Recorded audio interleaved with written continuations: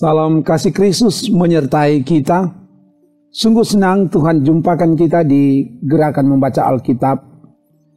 Jadikanlah membaca Alkitab sebagai kebutuhan yang sangat mendesak. Sebab manusia hidup bukan cuma dari roti saja, tapi dari setiap firman yang keluar dari mulut Allah. Karena itu kita akan membaca. Sebelum membaca mari berdoa. Ya Bapa, tuntunlah hamba-Mu untuk membacakan firman-Mu dari Alkitab, supaya hamba-Mu dapat membacakan dari dan di dalam tuntunan kuasa Roh Kudus, dan semua yang mengikuti dimanapun mereka berada, Roh Kudus yang bimbing, Roh Kudus yang beri pemahaman yang baik dan benar, dan Roh Kudus mampukan untuk melakukan firman-Mu di hidup ini. Ke dalam kuasa-Mu, ya Allah Roh Kudus, hamba serahkan dalam nama Tuhan Yesus. Haleluya. Amin.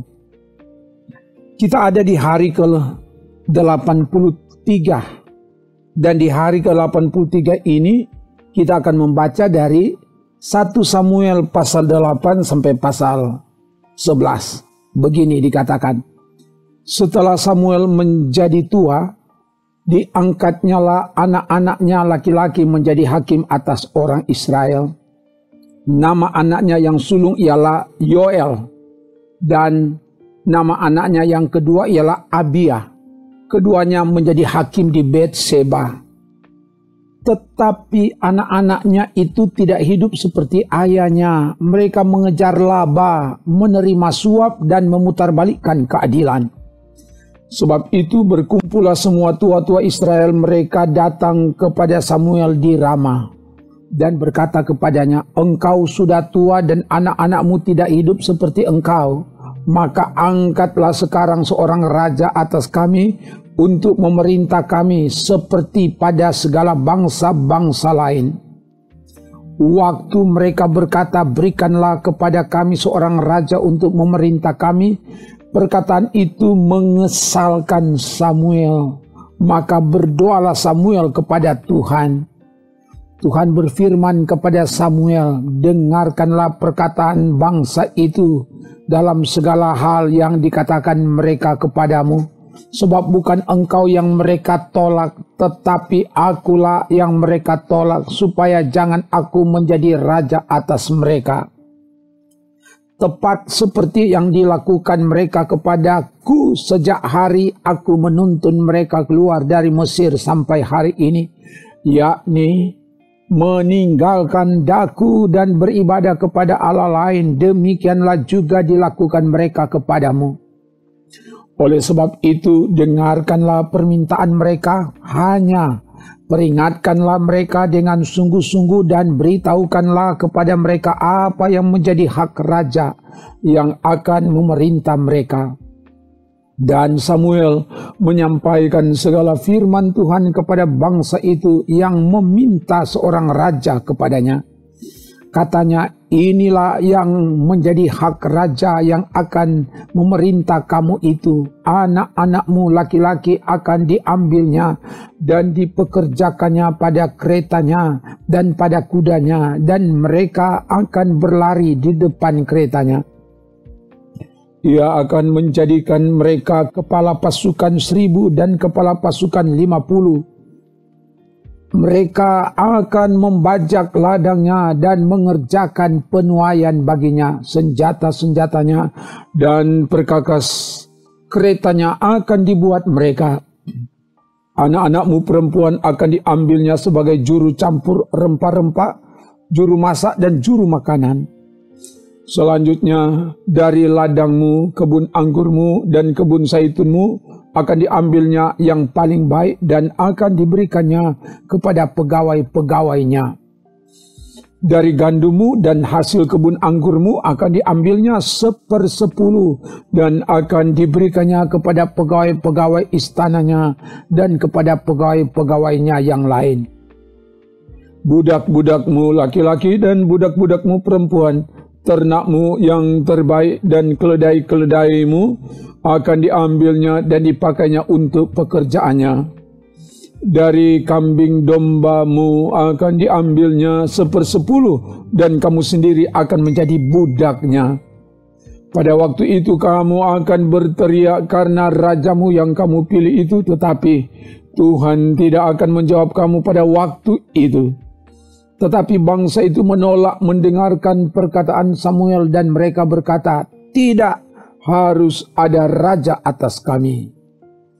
Maka kami pun akan sama seperti segala bangsa-bangsa lain. Raja kami akan menghakimi kami dan memimpin kami dalam perang. Samuel mendengar segala perkataan bangsa itu dan menyampaikannya kepada Tuhan.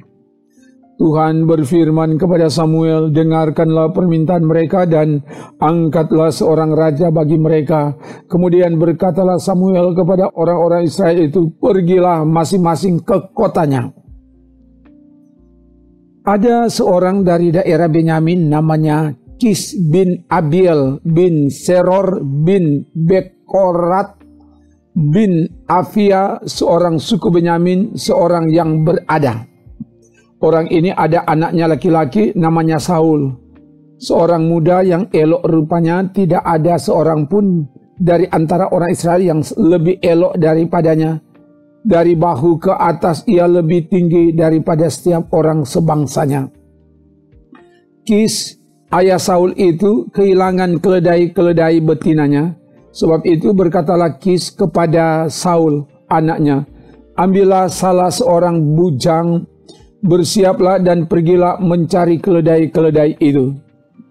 Lalu mereka berjalan melalui pegunungan Efraim, juga mereka berjalan melalui tanah Salisa, tetapi tidak menemuinya. Kemudian mereka berjalan melalui tanah Sahalim, tetapi keledai-keledai itu tidak ada. Kemudian mereka berjalan melalui tanah Benyamin, tetapi tidak menemuinya. Ketika mereka sampai ke tanah Suf, berkatalah Saul kepada bujangnya yang bersama-sama dengan dia, "Mari kita pulang. Nanti ayahku tidak lagi memikirkan keledai-keledai itu, tetapi khawatir mengenai kita." Tetapi orang ini berkata kepadanya, "Tunggu, di kota ini ada seorang abdi Allah, seorang yang terhormat. Segala yang dikatakannya pasti terjadi. Marilah kita pergi ke sana sekarang juga. Mungkin ia dapat memberitahukan kepada kita tentang perjalanan yang kita tempuh ini."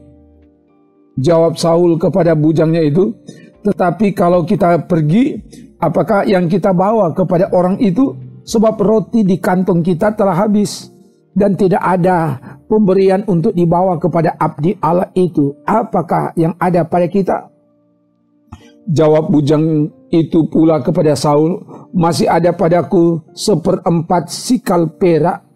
Itu dapat aku berikan kepada abdi Allah itu, maka ia akan memberitahukan kepada kita tentang perjalanan kita." Dahulu di antara orang Israel, apabila seseorang pergi menanyakan petunjuk Allah, ia berkata begini, "Mari kita pergi kepada pelihat." Sebab nabi yang sekarang ini disebutkan dahulu pelihat. Kemudian berkatalah Saul kepada bujangnya itu, "Pikiranmu itu baik, mari kita pergi."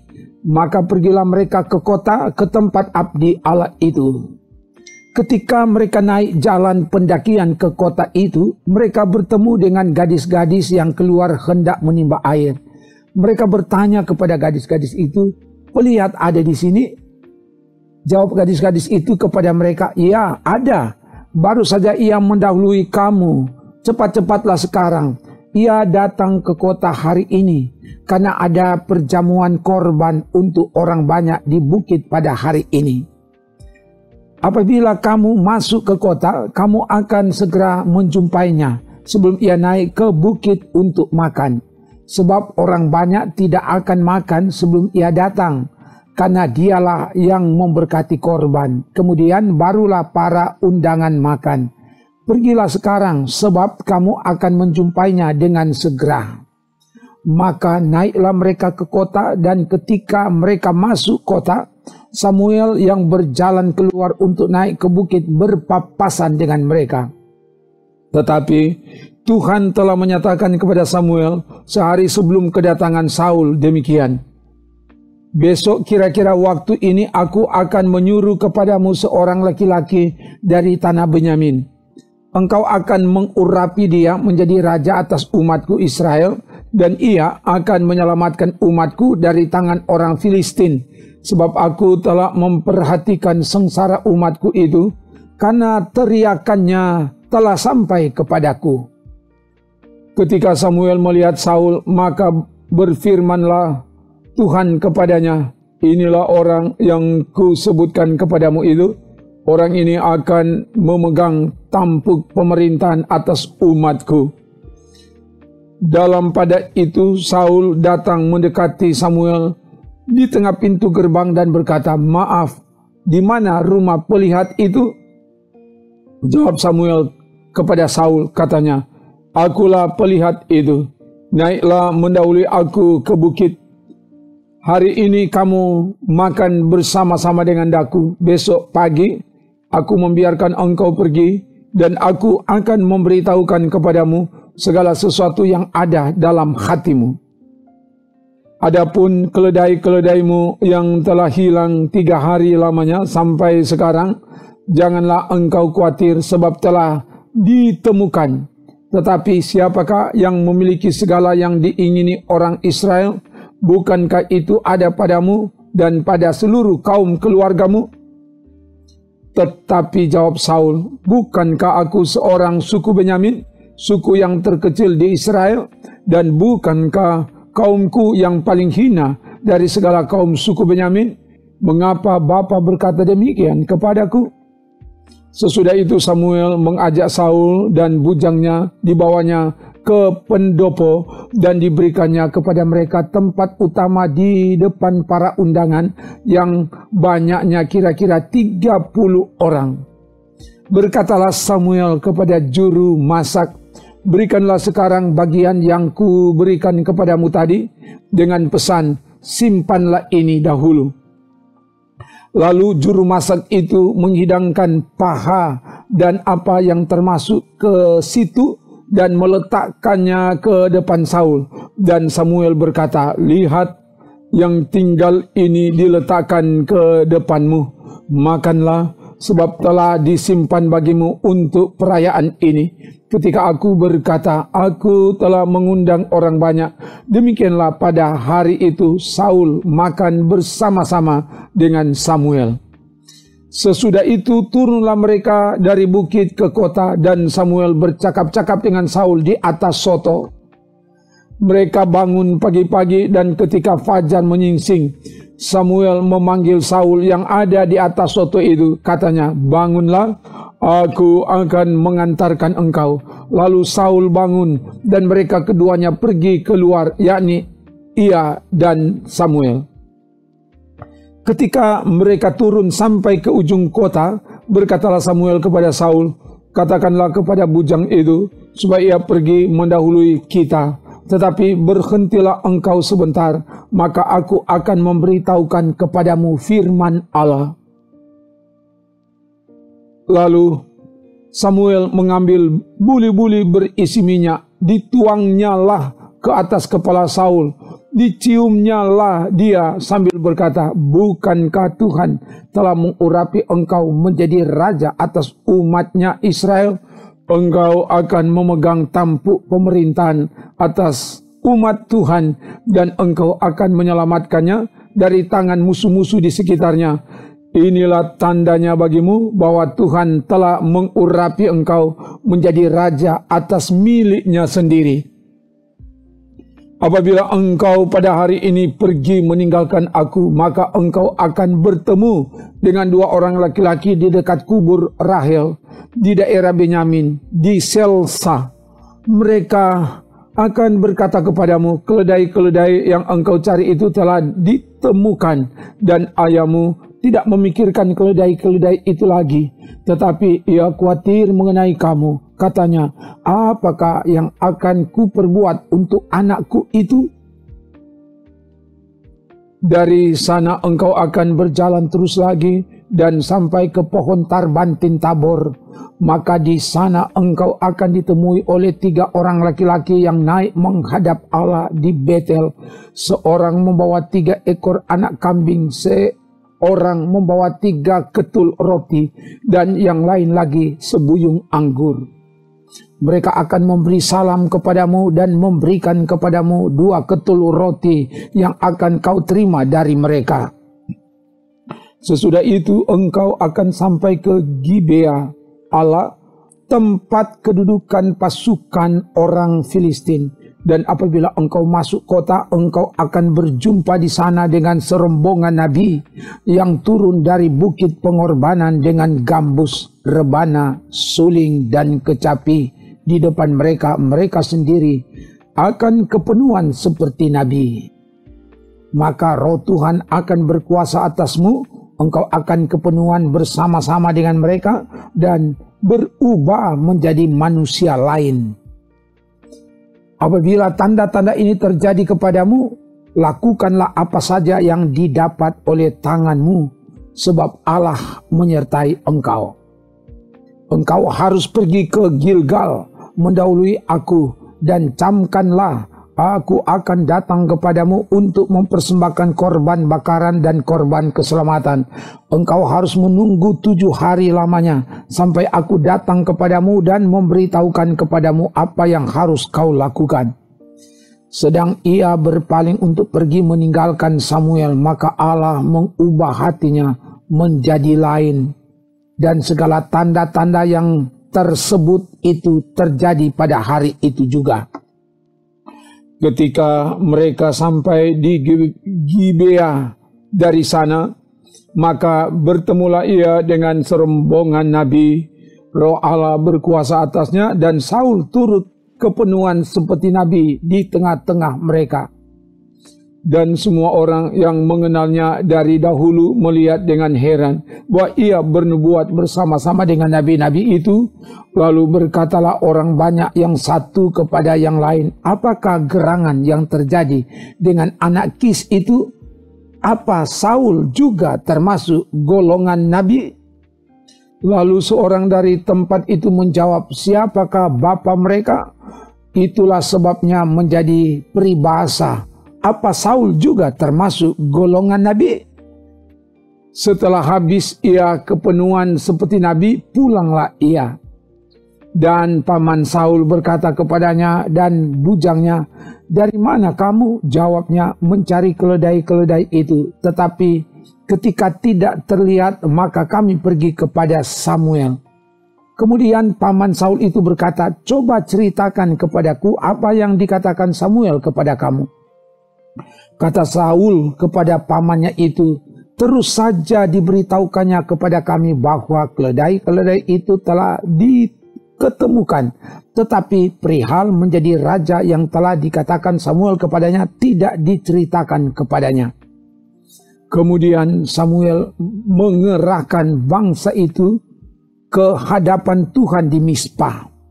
Dan ia berkata kepada orang Israel itu, beginilah firman Tuhan Allah Israel, aku telah menuntun orang Israel keluar dari Mesir dan telah melepaskan kamu dari tangan orang Mesir dan dari tangan segala kerajaan yang menindas kamu. Tetapi sekarang kamu menolak Allahmu yang menyelamatkan kamu dari segala malapetaka dan kesusahanmu dengan berkata, tidak, angkatlah seorang raja atas kami. Maka sebab itu berdirilah kamu di hadapan Tuhan menurut sukumu dan menurut kaummu. Lalu Samuel menyuruh segala suku Israel tampil ke muka, maka didapati suku Benyamin.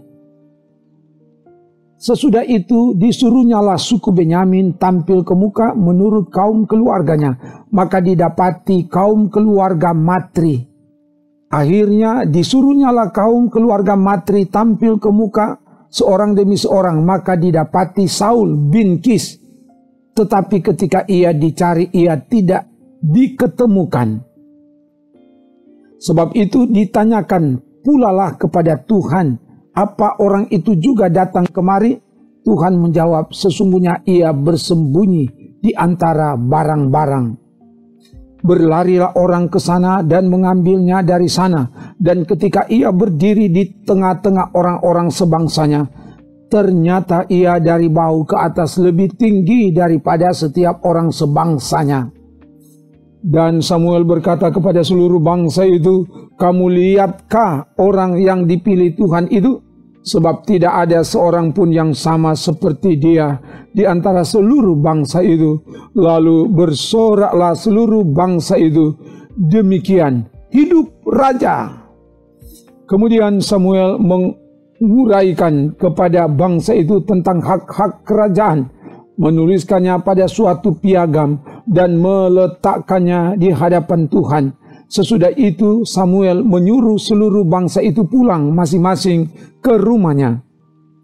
Saul pun pulang ke rumahnya ke Gibea, dan bersama-sama dengan dia ikut pergi orang-orang gagah perkasa yang hatinya telah digerakkan Allah. Tetapi orang-orang Dursila berkata, "Masakan orang ini dapat menyelamatkan kita? Mereka menghina dia dan tidak membawa persembahan kepadanya, tetapi ia pura-pura tuli." Maka Nahas, orang Amon itu, bergerak maju dan berkemah mengepung Yabes Gilead. Lalu berkatalah Samuel orang Yabes itu kepada Nahas, "Adakanlah perjanjian dengan kami, maka kami akan takluk kepadamu." Tetapi Nahas orang Amon itu berkata kepada mereka, "Dengan syarat inilah aku akan mengadakan perjanjian dengan kamu, bahwa tiap mata kananmu akan kucungkil. Dengan demikian aku mendapatkan malu kepada segenap orang Israel." Para tua-tua Yabes berkata kepadanya, "Berilah kelonggaran kepada kami 7 hari lamanya, supaya kami mengirim utusan ke seluruh daerah Israel. Dan jika tidak ada seorang pun yang menyelamatkan kami, maka kami akan keluar menyerahkan diri kepadamu." Ketika para utusan itu sampai di Gibea Saul dan menyampaikan hal itu kepada bangsa itu, menangislah bangsa itu dengan suara nyaring. Saul baru saja datang dari padang dengan berjalan di belakang lembunya, dan ia bertanya, "Ada apa dengan orang-orang itu sehingga mereka menangis?" Mereka menceritakan kepadanya kabar orang-orang Yabes itu. Ketika Saul mendengar kabar itu, maka berkuasalah roh Allah atas dia, dan menyala-nyalalah amarahnya dengan sangat. Diambilnyalah sepasang lembu, dipotong-potongnya, lalu potongan-potongan itu dikirimkannya ke seluruh daerah Israel dengan perantaran utusan. Pesannya, siapa yang tidak maju mengikuti Saul dan mengikuti Samuel, lembu-lembunya akan diperlakukan juga demikian. Lalu Tuhan mendatangkan ketakutan kepada bangsa itu, sehingga majulah mereka serentak.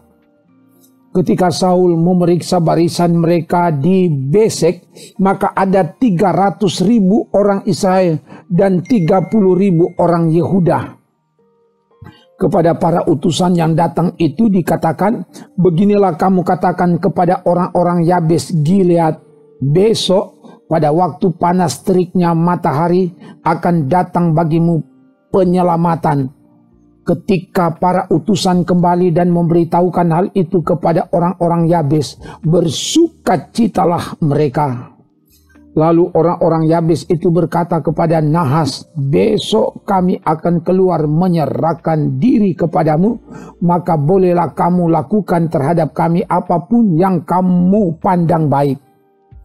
Keesokan harinya Saul membagi rakyat itu menjadi 3 pasukan. Mereka itu masuk ke tengah-tengah perkemahan musuh pada waktu kawal pagi dan memukul kala orang-orang Amon sebelum hari panas, dan terserak-seraklah orang-orang yang lolos itu sehingga di antara mereka tidak ada tinggal 2 orang bersama-sama. Lalu berkatalah bangsa itu kepada Samuel, "Siapakah yang telah berkata, 'Masakan Saul menjadi raja atas kita?' Serahkanlah orang-orang itu supaya kami membunuhnya." Tetapi kata Saul, pada hari ini seorang pun tidak boleh dibunuh, sebab pada hari ini Tuhan telah mewujudkan keselamatan kepada Israel. Dan Samuel berkata kepada bangsa itu, marilah kita pergi ke Gilgal dan membaharui jabatan raja di sana. Lalu pergilah seluruh bangsa itu ke Gilgal dan menjadikan Saul raja di sana di hadapan Tuhan di Gilgal. Dan mereka mempersembahkan di sana korban keselamatan di hadapan Tuhan. Dan bersukarialah di sana Saul dan semua orang Israel dengan sangat. Demikian bacaan firman Tuhan dari Alkitab. Mari berdoa. Terima kasih Bapa oleh pertolongan-Mu. Firman telah dibacakan dan karena itu, ya firman Tuhan yang sudah dibacakan ini menguasai setiap orang yang mendengar. Dan mengubahkan setiap orang. Dan Engkau jugalah yang mampukan agar semua yang mendengar bacaan firman Tuhan ini akan melakukan firman ini di hidup ini. Dan Tuhan tolong kami supaya kami menikmati sukacita dalam perjalanan hidup ini. Ada berkat-berkat yang Tuhan perintahkan mengalir ke kehidupan kami kini dan seterusnya. Dalam nama Tuhan Yesus. Haleluya. Amin. Demikian bacaan firman Tuhan dalam Alkitab. Tuhan Allah menyertai, menolong, memberkati, memberi kemenangan dan keselamatan kepada saudara kini dan sampai selamanya. Amin. Trims.